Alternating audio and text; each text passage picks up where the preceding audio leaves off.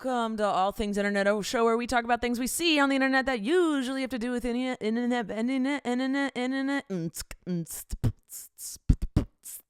Emily tries her best to fact check and research most things. I'm your host, Rachel Ballinger, and your other host is Emily Brostaff. Yeah. I forgot my name for a second. Yeah, I know you did. Are we really off center or what's going on?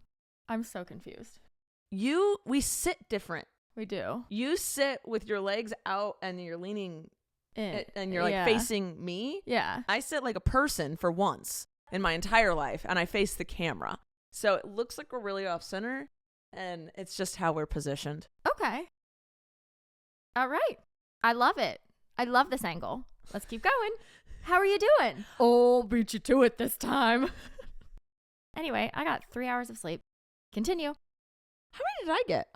I want to say 7. Wow. I'm thriving. I'm good. Yeah, I'm actually doing well. I had a good night last night, and I'm going to go see Fletcher tonight. We're recording this on Friday, so we have a Fletcher thing. Am I prepared to leave? No, not even a little bit. I have so much to do. Same. But that's okay. We just keep surviving and thriving. I love that. I want to get that tattooed on me. Yeah. How you doing? Well, good. That's a lie. I've had a really stressful week because my dog is still stressing me out. But, you know, she's adorable and I love her, so I tolerate it. But Emily, take a breath. Wow. There you go. There we go. I've been getting no sleep. I'm stressed about my dog. And So it's the same as every week. Same as every week. That's not invalidating her, though. I'm just stating a fact. It's a little worse this week. Okay. It's a never-ending cycle. There's always something. There's always something. Anyway, okay. What's in the news this week? Let's move on to other people's trauma.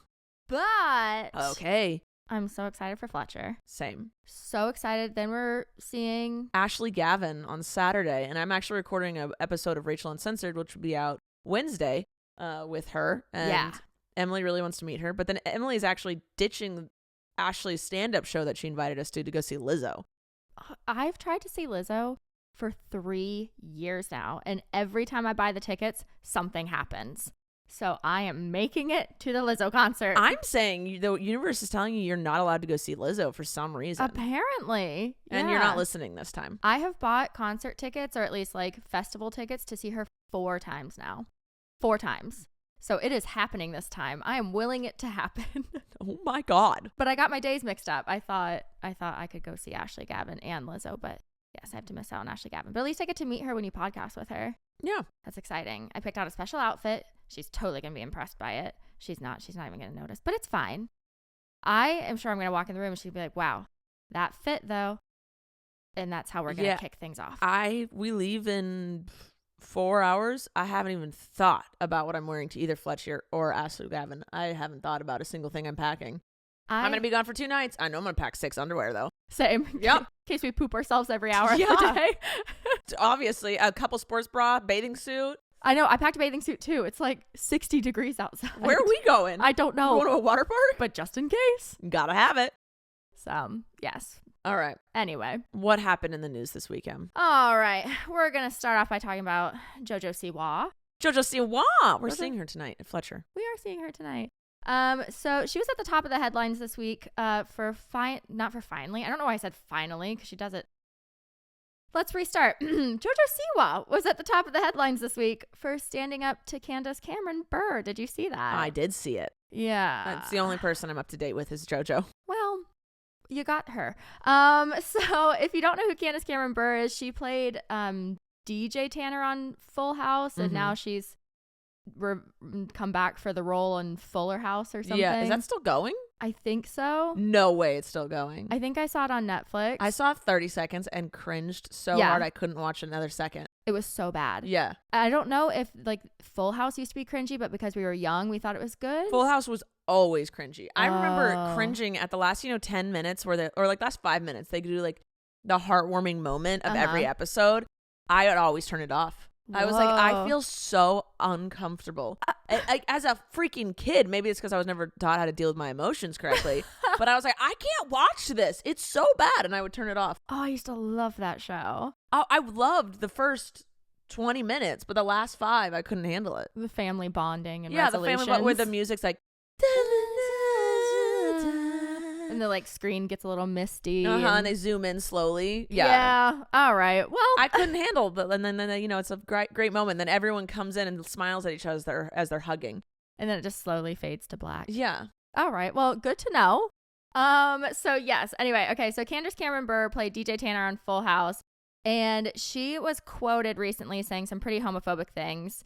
So for a little background between JoJo Siwa and Candace Cameron Bure, back in July, there was a trend going around TikTok where people would flash, and it's kind of come back. Has it? Yeah, where people will flash their phones really quickly to answer prompts. So like the prompt will be like, who's your celebrity crush? And then they'll like flash their phone really quick to the screen to like show who their crush is. And basically you have to download the video and slow-mo it, or you have to watch it over and over and try and pause it. It's a good way to get like views and likes and stuff. Yeah. So JoJo participated in this, as with most people. And some of her things she answered was like, who's the most famous celebrity you've ever met? Who's the nicest celebrity you've ever met? And then one of her last prompts was, who was the rudest celebrity you've ever met? And she flashed her phone. She did it so, I'm not even kidding. I'm admitting, as a 30-year-old woman, I downloaded that video and put it into slow-mo because I wanted to know who it was. And I couldn't tell who it was because she did it so fast. It was like blurry. Yeah. But of course, internet. It's the internet. Yeah. Internet detectives figured out it was Candace Cameron Bure. And so there was like some drama going around that where Candace was like, I don't understand what I did. JoJo was like, oh, it was a joke. It was just silly. They ended up talking on the phone, resolving the whole thing. It basically boiled down to, when JoJo was 11, they were on a red carpet together. And this was like one of her idols because she loved Full House. Went to ask her for a photo and kind of got brushed aside. And you know, it happens. Yeah. You know, when you're on a red carpet and you have lots of things to do and people are shuffling you along, you can't stop and take pictures with everyone. Yeah. And JoJo knows this as a celebrity now herself. Yeah. And that's why she said, she was like, it was stupid. Yeah. She was like, it was a joke, you know, whatever. But she said as an 11-year-old, it crushed her because this was someone she was really excited to meet. She asked very politely if she could take a photo. Candace said like, oh, not right now, but then proceeded to take photos with everyone else. And so it kind of hurt her feelings. And so, but anyway, they had a phone call about it. They both said they squashed it. It was resolved. They were happy, moving on, whatever. Well, that was until this week, where Candace used to work for Hallmark Channel. Okay. She decided recently to leave and go work for the Great American Family Channel, which is a Christian-focused channel. Yeah. And she made a comment this week where she told the Wall Street Journal that in an interview, because they asked her, because they're going to be like producing a lot of Christmas movies, a lot of family movies, you know, just wholesome, like in quotes, wholesome content. Like, yeah, in quotes. And she told the Wall Street Journal in an interview, I knew that people behind Great American Family Channel were Christians that loved the Lord and wanted to promote faith programming and good family entertainment. And when she was asked if they'd be featuring any LGBTQ plus couples in their shows or movies, her response was, I think that Great American Family will keep traditional marriage at core. Gross. So obviously this blew up because that's not okay. No. In many ways. And so this blew up. Her quote was plastered all over the internet. All these, you know, media companies were coming for her throat, as they should. And JoJo saw an article talking about, you know, her blatantly homophobic quote and decided to take to Instagram to call her out. Yes. And I was very proud of her. Oh, yeah. JoJo doesn't mess around. Yeah, well, it's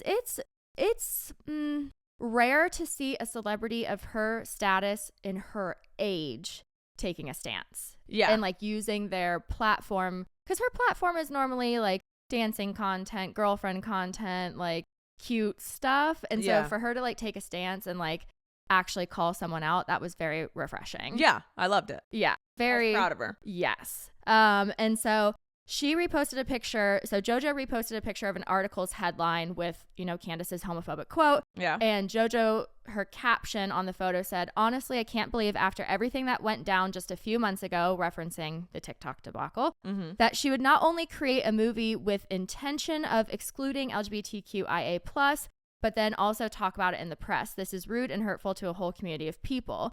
And tons of people flooded, including celebrities, to JoJo's post, praising her, backing her up, talking about how disgusting Candace's comments were. And even Jodie Sweetin, who was Candace's co-star on Full House. Stephanie? Yeah, she's the one that played Stephanie Tanner. She ended up commenting on JoJo's post and said, "You know I love you," with heart emojis. So, of course, this meant Candace started getting all the hate, started getting attacked. She was getting tons and tons of hate. And so she finally came forward and addressed everything. And she said, this, in my opinion, just made it worse. She said, "All of you who know me know beyond question that I have a great love and affection for all people. It absolutely breaks my heart that anyone would ever think I intentionally want to offend and hurt anyone. It saddens me that the media is often seeking to divide us, even around a subject as comforting and merry as Christmas movies. It stopped being merry when you said that gay people couldn't be in it. Yeah. But given the toxic climate in our culture right now, I shouldn't be surprised. We need Christmas more than ever. So we need straight Christmas more than ever. Like, we need Christmas more than ever. What does that mean? What? Also, it's not. I love watching these older generations being like, the environment is so toxic now and everyone on the internet is so toxic. We're not toxic. We are holding people accountable. Yeah. Like, there's a huge difference. I mean, yes, you're always going to have those groups of people that take it way too far. Yeah. That are just plain out rude, that are toxic. But as a whole, our generation and all of the generations underneath us, we're not toxic. Also, even if she's like, I wouldn't intentionally, hurt somebody. I'm like, great, but you did.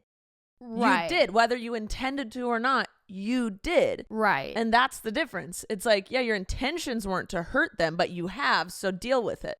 Right. Take accountability and apologize. Correct. And figure out why it was wrong. Well, apparently that's just very toxic of us to think that. How dare we? We are the worst. I just canceling myself. That is one of my biggest recent pet peeves is all of these older people being like, you younger generations, you youths are so toxic. It's like, no, we just don't accept homophobia and racism anymore. Yeah. Sorry. Yeah. Beatrice, you can't just go around saying things like that anymore, Yeah. So, Candace Cameron added that people of all identities contribute at Great American Family, both on screen and off screen. So saying they do have people from the community contributing to the network. They'll have a gay best friend of some straight woman on the show so they don't get any heat. Obviously, that's going to hit all the stereotypes. Yes. And she continued in her, retaliation speech to say, "I'm a devoted Christian, which means that I believe that every human being bears the image of God. Because of that, I'm called to love all people, and I do. If you know me, you know that I'm a person who loves fiercely and don't know that word. My heart yearns indiscriminately." I do know that word. It just took me a minute. "My heart yearns to build bridges and bring people." Okay, please remember this quote, okay? "My heart yearns to build bridges and bring people one step closer to God, to love others well, and to simply be a reflection of God's huge love for us all." She goes on, yada, yada, yada. It goes on for another 5 minutes. Her Instagram post goes on forever. She talks about God, about wanting to share his love and light through programming, blah, blah, blah, blah. She wraps up her response by claiming that her promises of inclusivity at, this new network was not included in the Wall Street Journal. So she basically claims that when she did this interview with Wall Street Journal, she did talk about being inclusive, but that they purposely left it out. I can't see a company like Wall Street Journal leaving something like that out. They're not like a tabloid or something that stirs drama, but that's what she's claiming. And then she said, what was it? She basically goes on to say that the reason that she joined this network and that she, wants to work there is not because she wants to indoctrinate people into Christianity, but just because it aligns with her views more. So she literally said earlier in the interview, yeah, she wants to make everyone closer to God, but she's like, but that's not what I'm doing. I just want wholesome content that excludes and discriminates against gay people. Exactly. But I like the gay people, but they can't be in my things because that's not one step closer to God. Exactly. Got it. But doesn't care if you're Christian or not. No. And also probably she wants you to be Christian. Yeah.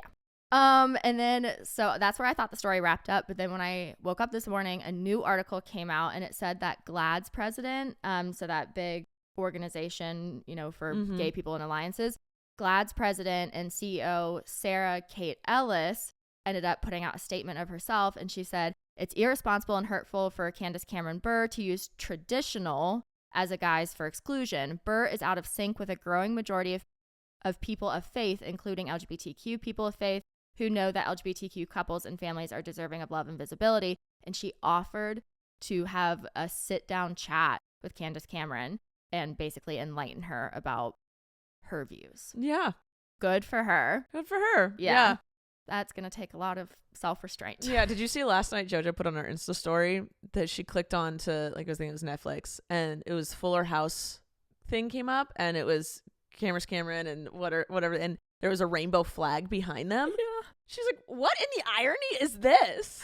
I don't mean to keep dragging this on, but like, this is hilarious. What is Netflix doing? You know they did that on purpose. Yeah, it was hilarious. Yeah. Like, no, that episode probably had nothing to do with the rainbow flag, and they were just like, hee. Like, someone at Netflix was like, I got this, don't worry about it, guys. Right. God. Oh, that was pretty funny. Yeah, that's where that wraps up. All right, well, let's check to see if we have a sponsor for today. Sponsor! Storyworth. Storyworth is our sponsor for today.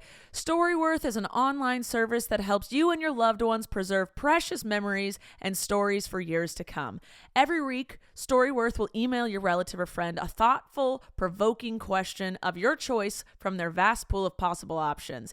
Each unique prompt asks a question you never really thought to ask your friends or family. And after a full year, Storyworth will compile all your loved ones' stories, answers, including photos, into a beautiful book that you'll be able to share and revisit for generations to come. I did this with my dad a few years ago, and I absolutely loved it.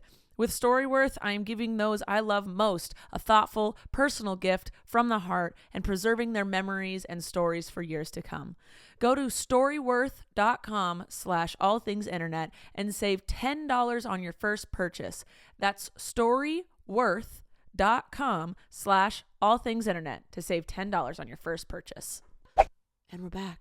All right, what's next then?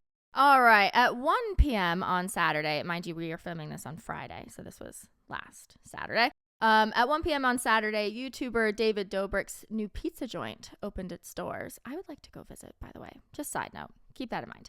It's called Dobrik's, as in dough, like pizza dough. Oh, David Dobrik. Yeah. And it's located in West Hollywood on Sunset Boulevard, and it's located right across the street from Saddle Ranch. Have you been there? Probably. I don't know the names of things. I see it all the time because we go to WeHo a lot. I go to WeHo a lot. Yeah. It's, the gay district. And I've seen Saddle Ranch. I didn't know it was a hoppin' spot. But apparently that's like where all the influencers go when they want like paparazzi to follow them or they're like meeting new people. I didn't get the memo. People going places for paparazzi to see them. Oh, like it's my favorite. Like they'll literally tell paparazzi I'm going to Saddle Ranch. Like I know Bryce Hall did that during the pandemic when he started getting really popular. He was like, I'm going to be at Saddle Ranch, and like TMZ showed up, and like apparently this is a thing some people do. It just sounds desperate. It does. But he purposely put his pizza joint across the street from this place so that these influencers, when they're done partying at Saddle Ranch, would come on over to his pizza joint. And he's keeping it open till 3 a.m. So when you're done at the clubs, you can go to Dobrik's. That's smart. That's actually a smart business move. It's very smart. So despite barely, and I mean barely, posting on any of his YouTube channels this past year because, he was involved in so many controversies. Oh, right. So he stepped away. The crowd that showed up to this opening. Oh, I'm sure. Oh my, like the video footage was unreal. It went on for blocks and blocks and blocks. Several people drove in from out of state and of course they did. Camped in tents. They wanted to get into his vlog because they knew that he'd vlog. Yeah. It. Or like I would have thought like if I was into him and had the time and money to do that. Like if like Mr. Beast was opening up something, maybe there was like a prize for the first 10 people. Yeah. But I don't think he did any of that. He was like, your prize is you get to buy my pizza. Right. Apparently he was really sweet and he was taking photos with everyone and saying hello to everyone the first few days that it was open. So he was he's smart. He's a smart dude, yeah. He's a smart business person and knows how fan bases work. Right. Oh, and there was this one guy, he camped out for 4 days in a tent to have the very first slice of Dobrik pizza. But then these two, I want to say TikTokers or YouTubers that got there 2 days in advance, they paid him off to switch spots with him. I don't know how much they paid him. They didn't say, but they wanted to claim that they had the very first slice of Dobrik pizza. And so they paid this guy. I hope he got a pretty penny. I hope he got a pretty penny too. And so Dobrik's is claiming to have the fluffiest, cheesiest, doughiest slice of pizza in town. And everyone is surprisingly satisfied with the quality, which is like a rare find because normally when influencers put out food products, it's not the best. It's just their name that sells it, not the quality of the food. Yeah, but apparently this is like good pizza. And everyone is happy for now. All right. I had no idea this happened. Yeah, I only knew because he was like blasting it all over TikTok. Oh. And I don't follow him on TikTok, but it was all Neither over. do I. It was all over my For You page. I haven't gone on TikTok in like a week, so well, that's my problem. Whoops. All right. So for our next story about an influencer, Jeffree Star. Oh my God, I forgot about that person. What? Yeah. Who? Yeah.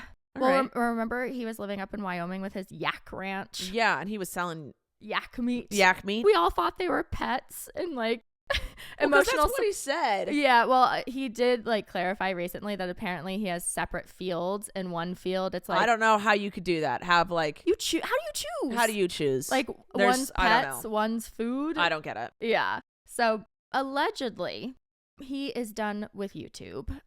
So about a year ago, Shane Dawson, as we should remember, slowly started making his way back onto YouTube after taking a massive break after some really not so great things came out about him. Yep. And then one of his first major projects that he's taken on since his, slow return is creating a new series about Jeffree Star and kind of about himself as well. And it's all about their lives after both of them got canceled. He visits Jeffree on his farm. They talk about their failed makeup palette that never launched because right as they're about to launch, they both got like massively canceled. Yeah. Jeffree shows him around the ranch, talks about his new life, how happy he is. And then Jeffree claims he's no longer materialistic and no longer obsessed with money and expensive things. Because do you remember his house was so big, so well guarded, so fancy that even Britney Spears was looking to buy it when he put it on the market? Oh, I didn't know that. Oh, but I mean, I knew he had a really, really nice house. I didn't know he sold it. I thought he just also bought a house in Wyoming. He did. It took him a really long time to sell his house because it was so extravagant. Yeah, like he had like a vault in his house. For his purses. He had like a guard's quarters, like for his security. Like this was a ridiculous house and it took him forever to sell, but he, did sell it. But so now he's claiming that he's really just focused on like his mental health and his happiness and his yaks and his yak business and his yaks. So he's saying that, he's happy. But at the end of one of Shane's videos, because he's in the middle of the series right now, at the end of one of the videos, Jeffree flat out claims that he's quitting YouTube and that he's now focused on TikTok instead. And he says, like, he was directly quoted saying, "No one cares about YouTube. Not one single person goes to watch it for enjoyment or fun anymore that I know of. They need instant gratification," saying that because, and like, he goes on to say it kind of made sense because like we've been talking about like the decline of YouTube and like and the rise of TikTok the rise of TikTok because this new generation needs like it's quick. Their attention's TikTok has made it, especially like it blew up because we were all quarantined. Yeah. And in that time it grabbed our attention, and the quick, like, you can scroll with YouTube. You sit, you wait, you watch, and then when you try and load the next video, there's ads and it takes a while and you kind of have to search for what you want to watch. TikTok is like, here it is, and your attention span has shortened. Right. And TikTok is now trying to do longer form while YouTube is trying to do shorter form. So oh God, your dog just farted. Sorry, it's so bad. It's so bad. It is rank. It's absolutely rank. Sorry. Yeah. Oh God. Mm-hmm. Okay. So anyway, yeah. He's correct in the fact that TikTok has grabbed our attention and YouTube is losing it. Right. But it honestly depends on your people's types of entertainment now. Yeah. Well, and he's saying also because of the pandemic, all of these streaming companies really had to step up their game and start producing more and start producing faster and quicker. Mm-hmm. And so that also killed YouTube because he was like, you used to go on Netflix and maybe there was like one or two like movies or TV shows released a week or every few weeks, and now it's like every few days something new is being released. There's a new documentary, there's a new reality show, there's everything. And so he's saying when people used to go home and they'd pull up YouTube to watch something new every day, now it's they're going to Netflix, they're going to Hulu, they're going to TikTok. And so he has a point. He's not wrong. But you have to know all of these YouTubers who've been around for a really long time, Shane Dawson, Jeffree Star, David Dobrik, they are really smart business people. Like that is something that is just true in and of itself, is they are very smart business people. Right. And they're right. Yeah. Well, and I went to go look at his channel, and his videos used to get like 30 million views per video, and now they're down to 1 million, which is still like a ridiculous, inconceivable amount of like views and money that he's getting, but it's not 30 million like he used to. Yeah. So he's basically saying like he's over it. I didn't know he was posting still. Yeah, a little bit. It's mostly all makeup stuff. Yeah, because I wouldn't see it. Yeah, he still has his makeup company, and so he does like reveals and launch videos and, you know, all that kind of stuff. But he says he has 2 videos left that are scheduled to post, and then after that he's stopping. Well, is that because he got canceled pretty hardcore, or is it a mix of probably both? I think it's a mix of both. Okay. I think his views tanked when he got canceled. But normally, if you look at people's history, they can bounce back from that. Yes. But he's trying to bounce back when YouTube is declining. And so it's just it's just not working. Yeah. Yeah. Well, fans, you know, obviously once this video came out and that was revealed on Shane's docuseries, like fans started speculating that they think this whole thing is a giant publicity stunt because, and that like Jeffree won't really quit YouTube. And they think in the very last video of this series that Shane is going to post, Jeffree's just going to be like, oh, I was just kidding. Like, I'm not quitting YouTube. Because one thing that was mentioned after Jeffree said that he was quitting YouTube is him and Shane started talking about their failed palette that never got released. That's still just sitting in stockpiles and warehouses. And so they think they're trying to build hype around them too and get people talking and remembering. Again, they're smart business people. Yeah. And then they think they're going to launch the makeup palette. So that's the rumor right now. What do you know what Shane's videos are getting right now, view-wise? Because it's still pretty decent. I mean, yeah, because I know that when he was posting the like Paul Brothers stuff and things like that, like he was getting like millions upon millions of views for each one. Yeah. So right now he has 19.5 million subscribers on YouTube. His old videos, like investigating conspiracies with Shane Dawson, had 47 million. Beauty World 25 million. Jake Paul one had 20 million, and now he's sitting at 1.8, 2.5, 3.3. Okay, so it's less, but it's a lot less, but still like. Oh, I would love to get a video with those amount of views. Right. No, but in his world, that's less. Oh, for sure. Yeah. You have to think about it like that. Yeah. Obviously, if Joe Schmo goes and posts a video, he's going to get like a view and it's him. Right. But his mom. You have to know like who it is based on like who it is, not the number itself. Yeah. So, yeah, we will just have to wait until the last video comes out to see if it's a publicity stunt. I had no idea they were still existing. Yeah. I was not aware of any of that. Yeah, I just like to keep up with the drama. So. I know you do. Yeah. I know you do. All right, what's the next thing? I really want to talk about this whole Twitter fiasco. Go for it. Okay, so we've talked a few times about how Elon bought Twitter for a ridiculous amount of money. He did not bankrupt himself, but he definitely put a dent in his accounts, and he's freaking out about it. Yeah. And so his solution, and like this is just happening like as of last night, like articles are still coming out as we speak. Well, apparently he, like 2 days ago, he sent out a mass email, and he, just as a refresher, when he took over Twitter, he fired a ridiculous amount of people, like a huge percentage of people. He fired like the CEO, he fired like the head of public relations, like he got rid of a bunch of top people and then got rid of a bunch of employees. And it was said he was doing this because he needed to save money. Yeah. Because he was freaking out about how much he spent. Well, apparently, even though he fired all of these people, he's expecting everyone that's left to make up for that work. No, you can't. And you can't. And he sent out a mass email 2 days ago and basically said he's attempting to make Twitter 2.0. So like to take Twitter to the next level and to like make it even better than normal. And that it was interesting, his choice of words and what he put in this email, but he basically said along the lines of, if you're not willing to get your butt into gear, if you're not willing to work extra, if you're not willing to help me take this company to the next level, you have 2 days to decide if you want to stay or take a severance package and leave. Take the severance and leave, people. Well, he was bluffing. So he sent out this really nasty email. And again, this is all coming out like now. And so there may be more developments by the time our episode posts. But for now, in this email, he was basically saying, like, you guys need to step it up. Even though I think we talked a few episodes ago, people are sleeping in their offices. They haven't seen their family in days. Like, they're trying to keep their jobs. Like, these are their careers. He's just being like a tyrant, basically. And he sent out this really nasty email to try and like light a fire under people's butts, not expecting everyone to leave. And then starting last night when the deadline hit where people had to decide, there was, I mean, literally CNN quoted it as a mass exodus.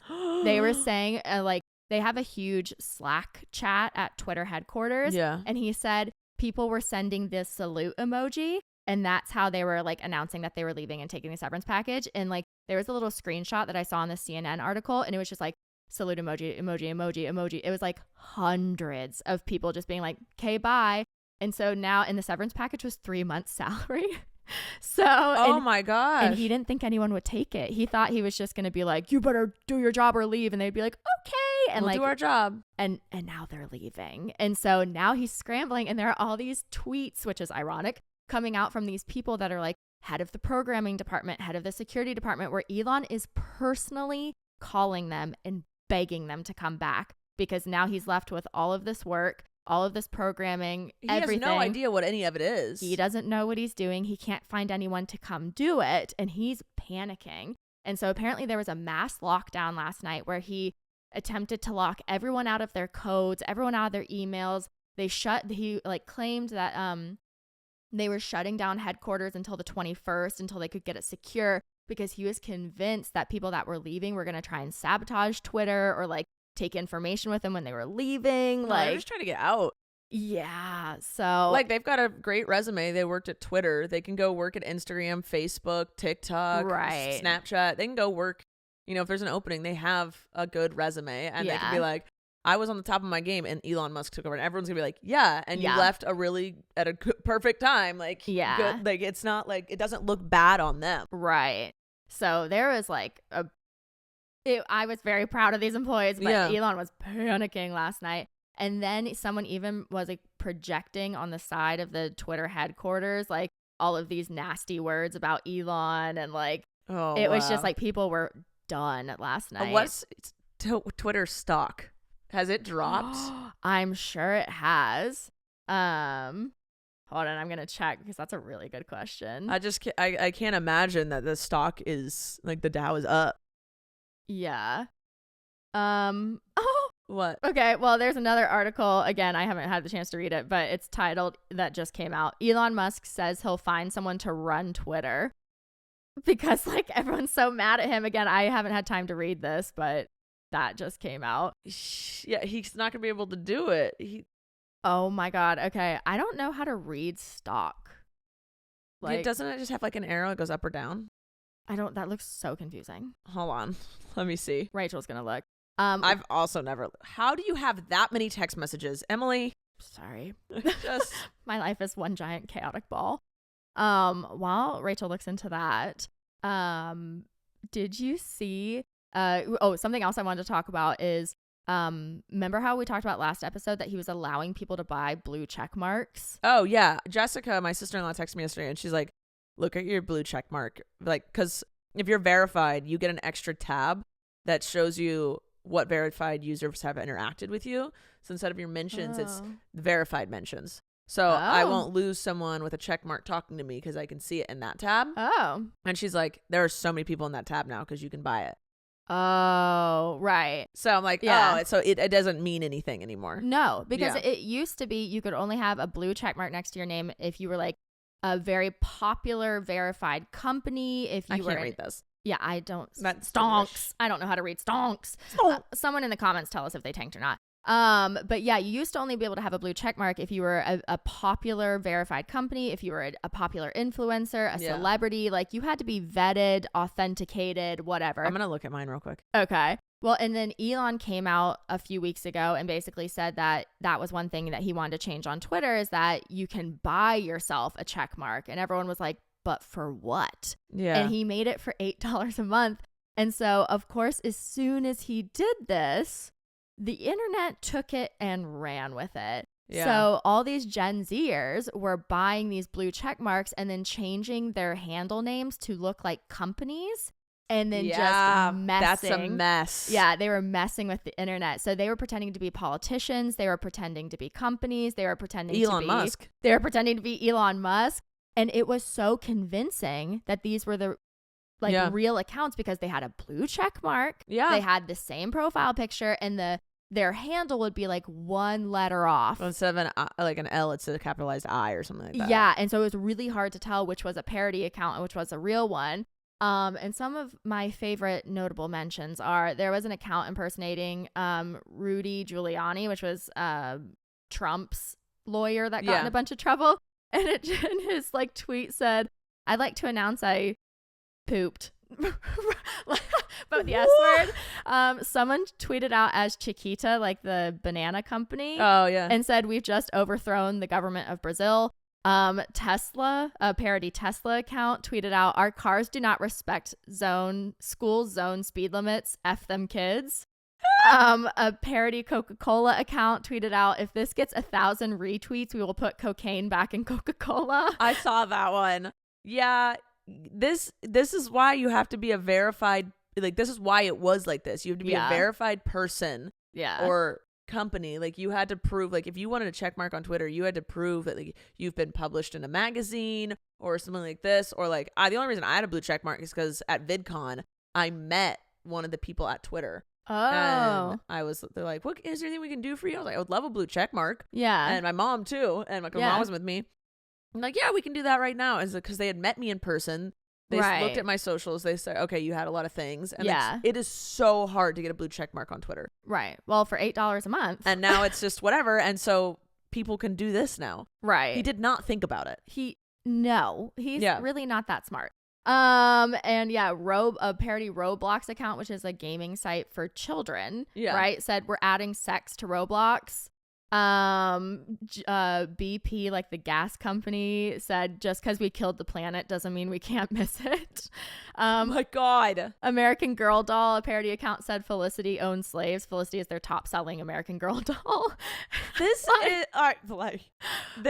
this was a disaster. It was horrible. No one's gonna go on Twitter anymore. No, well, Twitter, it really is, because that was Elon's, like, he was trying to save himself recently by saying Twitter has never been more popular than it is now, despite all of these, like, hiccups. But it's because people are on there to watch the dumpster fire. Yeah. They're not on there because they like Twitter or because they're supporting you. They're on there to literally watch it burn. They're gonna get bored. Yeah. Like, you stand around, when you see a car accident, you slow down your car and watch. That's what's happening on Twitter. Exactly. People are watching it crash and burn. Yeah. So all of these were, like, funny, right? People even did, like, Donald Trump saying, "I admit Biden won. Biden is number one."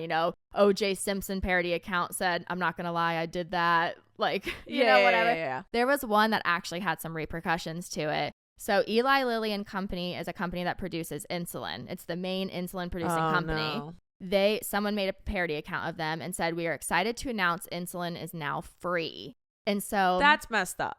People got excited. People were, like, fine, because insulin should be free, because the guy that created it purposely made it so it would be for, like, cheap and free. Right. Didn't patent it or gave the patent away or something so that people wouldn't get charged, whatever. So people were really excited about this, only for the actual company to come forward on their also verified Twitter account to say, "This is a parody account. Insulin is not free. Like, this was fake." And it tanked their stock so badly. Yeah. Within, like, a 48-hour window, they lost $15 billion. Yeah. Karma. You greedy mother effers. Karma at its finest. Yeah. So after all of this happened, Elon very quickly announced that no verified accounts would be allowed to change their names after the accounts were made. This was his way to try and, like, lock everything really quickly to, like, stop this from happening. But funny side story, at the time, Doja Cat's handle was Christmas. It was just Christmas. I was going to say, but verified people change their handle. Right. Literally, Doja Cat's handle right now is fart. Like, she changes it like every 2 days. Yeah. And so she was Christmas when Elon tweeted this out and was like, everything is locked. Like, you're no longer going to be allowed to change your names. And so she tweeted directly at him and was like, I don't want to be Christmas forever at Elon Musk. Please help me. I've made a mistake. Yeah. Our battery is about to die on our camera real quick. So let's take a pause and check to see if we have a sponsor for today. Sponsor. And we're back. Okay. Sorry. I switched my battery out. Go. All good. Okay. So our last news story for the day is that, according to BuzzFeed News, Drake apparently unfollowed Taylor Swift after he shared a screenshot. The Billboard Top Hot 100 song list that's out. He took a screenshot of that because she was at number 1 and he was at 2, 3, 4, 5, 6, 7, 8, 9. But was really, angry that he couldn't have the number 1 spot. And so he took a screenshot of that and shared it to his Instagram, but used emojis to cover up Taylor's stuff. So it looked like his song was number 1. And then allegedly unfollowed her on Instagram. And so, like, people on the internet were like, dude, that's not cool, especially because they were friends. Yeah. Like, he had an Instagram photo of him with, like, his arm around her, like, side hugging her. Like, there were rumors that they were going to collab on music this year. Like, they have a history of being pretty close. Yeah. And so people are like, dude, like, can you not just let a woman for once, like, have her moment, be successful, whatever. And so, all of this came out, drama out. Everyone was attacking Drake, basically calling him like misogynist and like, whatever.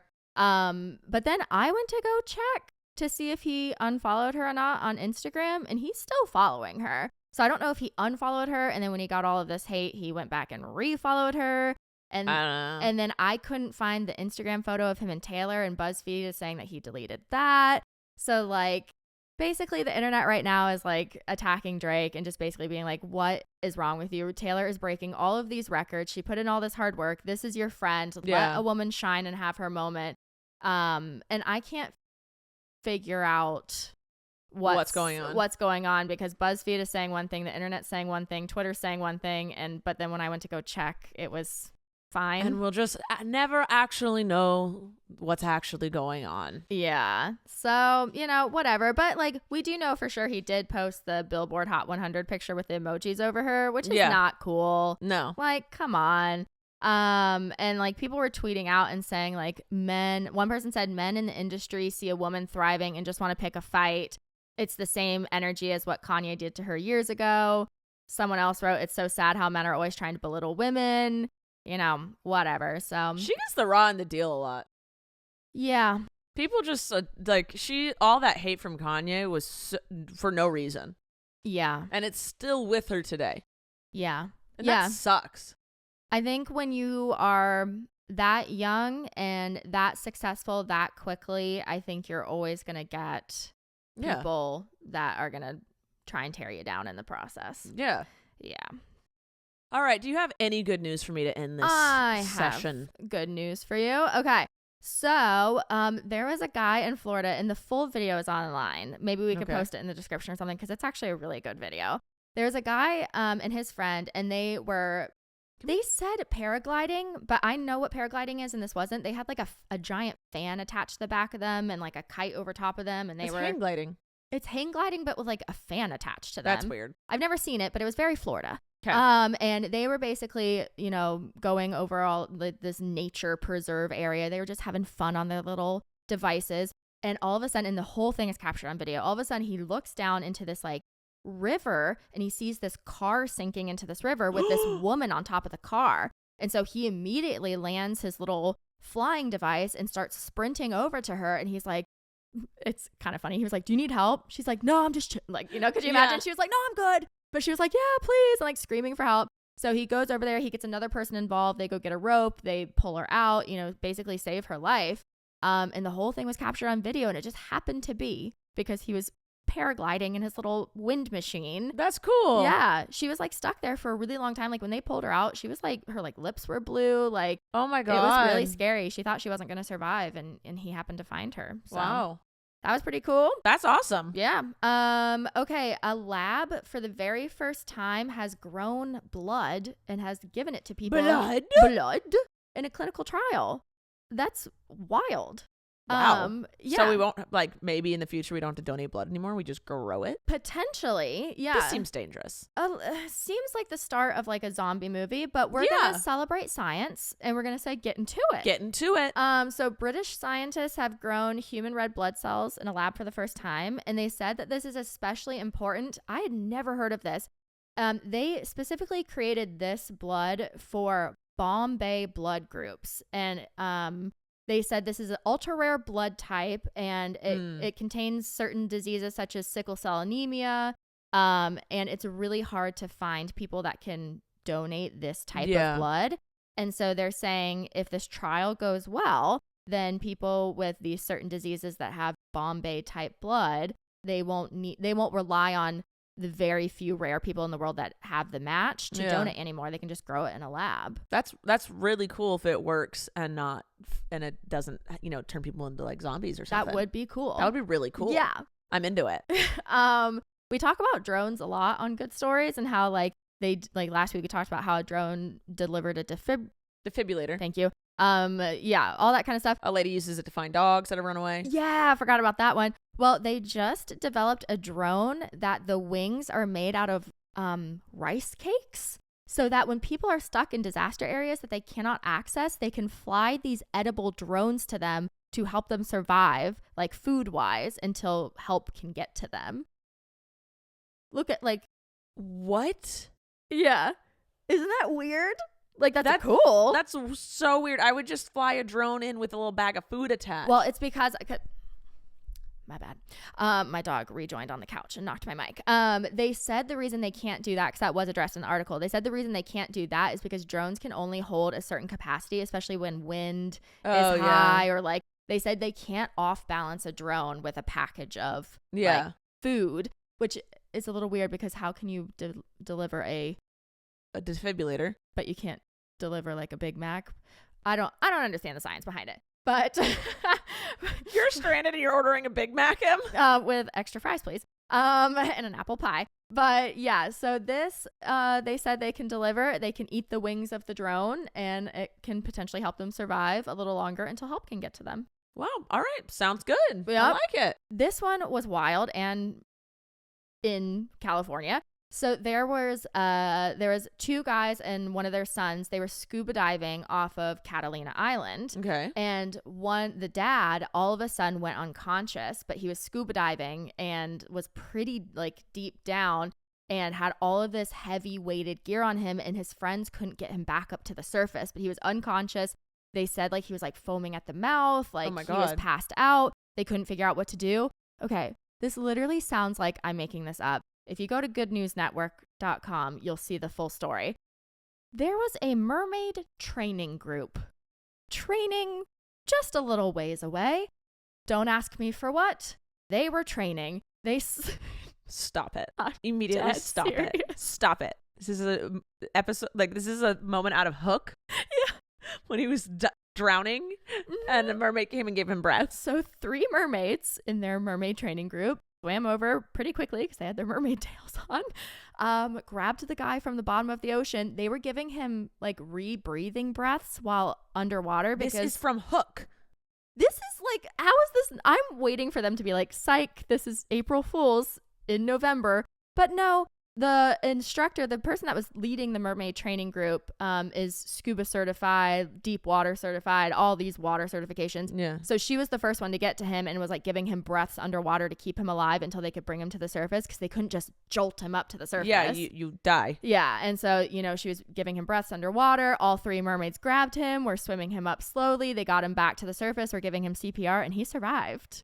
What? Oh, and the world. They ripped off all of his scuba gear too, because it was weighing him down. That's why his friends couldn't get him up to the surface. Yeah. And so, they were able to dive down, rip off all the weighted belts, the tank. His friends with scuba gear couldn't rip us? I don't know. Why did it take mermaids? 3 mermaids. You have a bunch of people with scuba gear on, and mermaids had to come save him. No scuba gear. With no scuba gear.